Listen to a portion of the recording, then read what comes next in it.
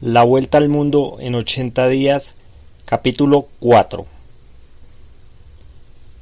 en el que Phileas Fogg asombra a Passepartout, su criado. Después de haber ganado 20 guineas en el Wish y de despedirse de sus amigos, Phileas Fogg a las 7:25 abandonó el Reform Club. Picaporte, que había estudiado concienzudamente el programa de sus obligaciones, se sorprendió más de la cuenta al ver a su amo culpable de la inexactitud y de presentarse a esta hora desacostumbrada, pues, según la regla, no debía presentarse en Silver Row hasta precisamente la medianoche. El señor Fogg se dirigió a su dormitorio y gritó: «¡Passepartout!». Picaporte no respondió. No podía ser quien fuera llamado, no era la hora adecuada. «Passepartout», repitió el señor Fogg sin levantar la voz. Passepartout hizo su aparición. «Te he llamado 2 veces», observó su amo. «Pero no es medianoche», respondió el otro mostrando su reloj. «Lo sé, no te culpo. Partimos hacia Dover y Calais en 10 minutos». Una sonrisa de perplejidad se dibujó en el rostro redondo de Picaporte. Era evidente que no había comprendido a su amo. ¿El señor se va a ir de casa? Sí, respondió Phileas Fogg. Vamos a dar la vuelta al mundo. Picaporte abrió mucho los ojos, enarcó las cejas, levantó las manos y parecía estar a punto de derrumbarse, tan abrumado por la estupefacción. ¿Rondar el mundo?, murmuró. En 80 días, respondió el señor Fogg. Así es que no tenemos un momento que perder. Pero los baúles, jadeó Picaporte, moviendo inconscientemente la cabeza de derecha a izquierda. No tendremos baúles, solo una bolsa de alfombra con 2 camisas y 3 pares de medias para mí, y lo mismo para ti.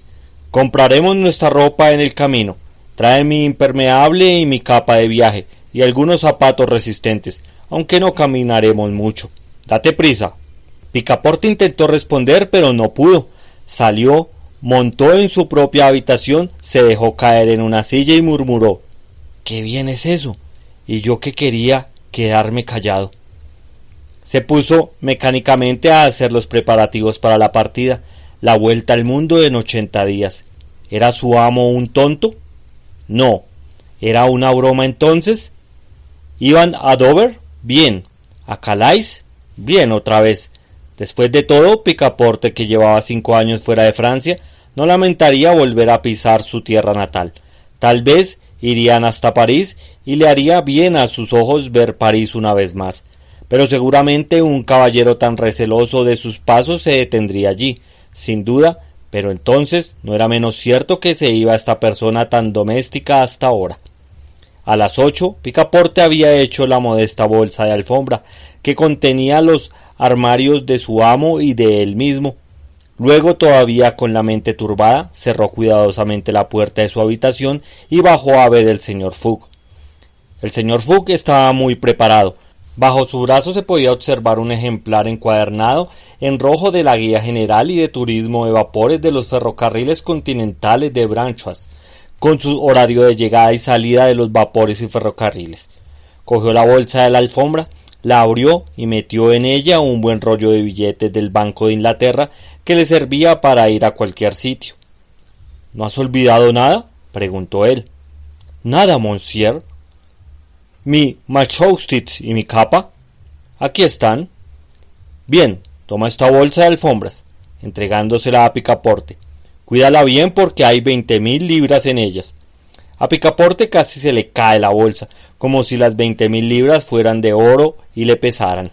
Maestro y hombre bajaron entonces, la puerta de la calle se cerró con doble llave y al final del Savile Row tomaron un taxi y se dirigieron rápidamente a Charing Cross. El taxi se detuvo ante la estación de tren a las 8:21.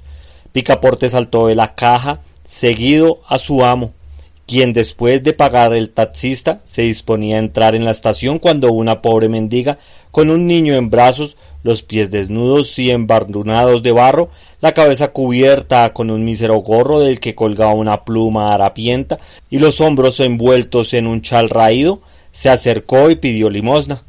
el señor Fogg sacó las 20 guineas que acababa de ganar en el Wish y se las entregó a la mendiga diciendo: «Tomad, mi buena mujer, me alegro de haberla conocido», y siguió adelante.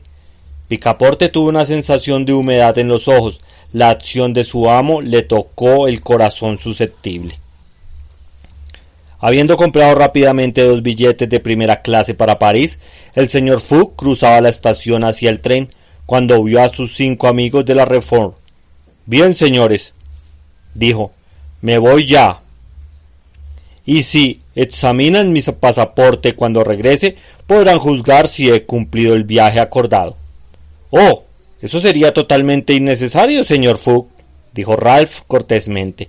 «Confiaremos en su palabra como caballero de honor».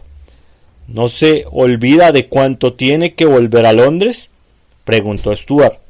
«En 80 días, el sábado 21 de diciembre de 1872 a las 9:15 de la noche. Adiós, señores».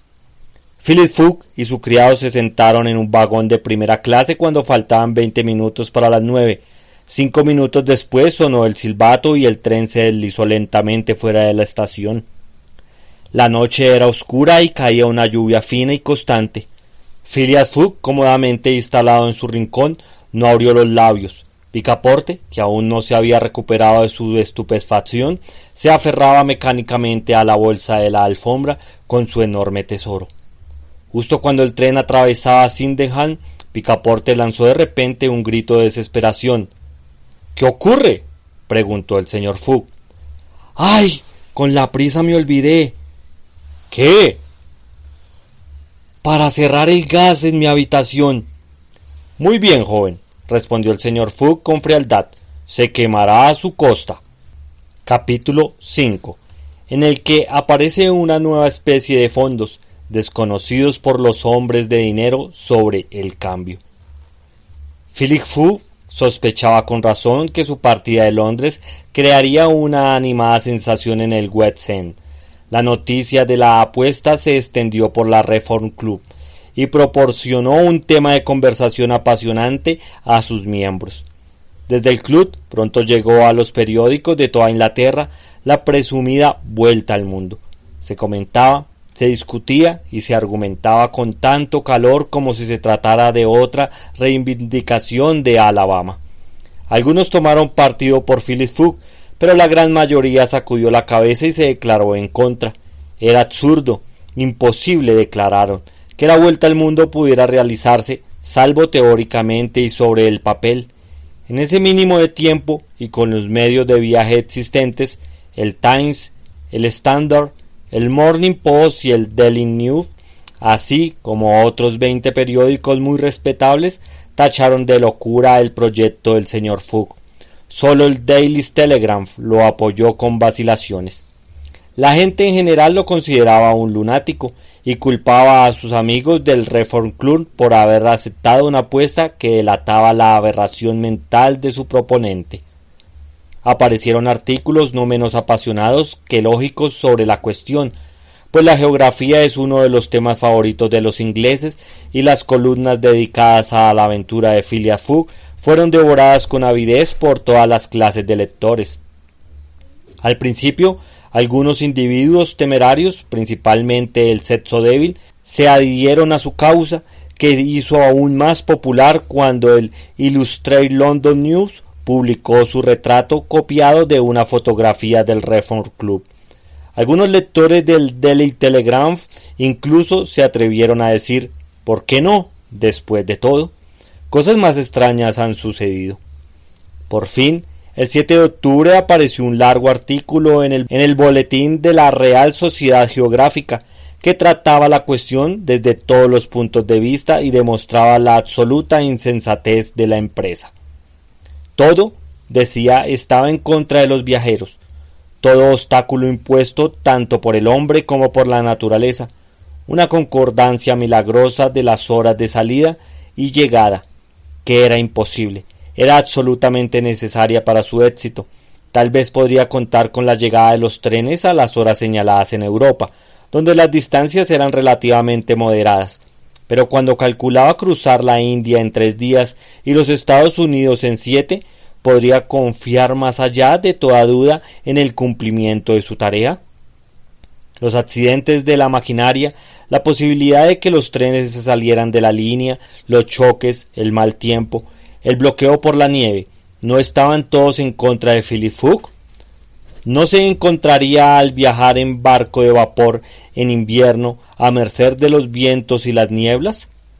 Es raro que los mejores vapores oceánicos lleven 2 o 3 días de retraso, pero un solo retraso bastaría para romper fatalmente la cadena de comunicación si Philip Fook perdiera una vez. Aunque fuera por una hora, un vapor tendría que esperar al siguiente, y eso haría irremediablemente vano su intento. Este artículo hizo mucho ruido, y al ser copiado en todos los periódicos deprimió seriamente a los defensores del turista temerario. Todo el mundo sabe que Inglaterra es el mundo de los hombres que apuestan, que son de una clase superior a los simples jugadores. Apostar está en el temperamento inglés. No solo los miembros de la Reforma, sino el público en general, hicieron fuertes apuestas a favor o en contra de Phileas Fogg, que fue anotado en los libros de apuestas como si fuera un caballo de carreras. Se emitieron bonos que aparecieron en Chains. Los bonos Phileas Fogg se ofrecieron a la par o con prima, y se hizo un gran negocio con ellos. Pero 5 días después de la aparición del artículo en el boletín de la Sociedad Geográfica, la demanda comenzó a disminuir. Phileas Fogg declinó. Se ofrecieron por paquetes, primero de 5, luego de 10, hasta que por fin nadie quiso aceptar menos de 20, 50, 100. Lord Albemarle, un anciano caballero paralítico, era ahora el único defensor de Phileas Fogg que quedaba.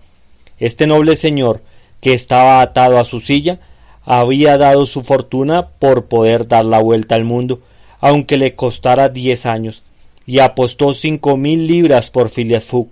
Cuando se le señaló la locura y la inutilidad de la aventura, se contentó con responder: si la cosa es factible, el primero en hacerla debería ser un inglés.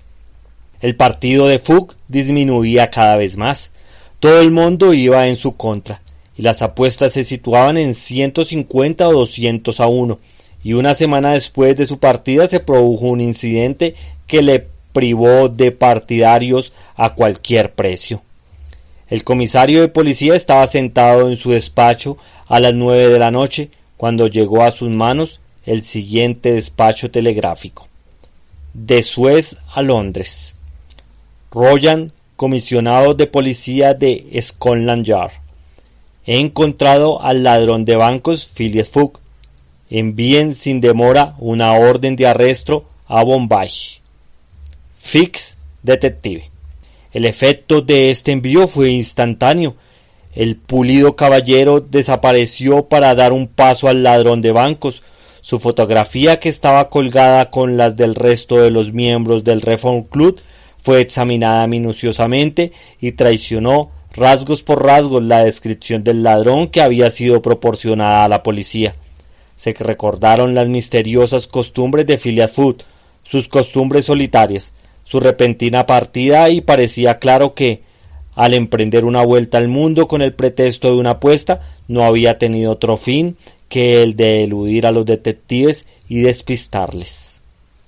Bueno, amigos, hasta aquí llegó el capítulo 4 y capítulo 5. Espero que les esté gustando esta maravillosa lectura y por favor recuerden darle me gusta y, por qué no, dejarme en un comentario. Gracias y hasta la próxima.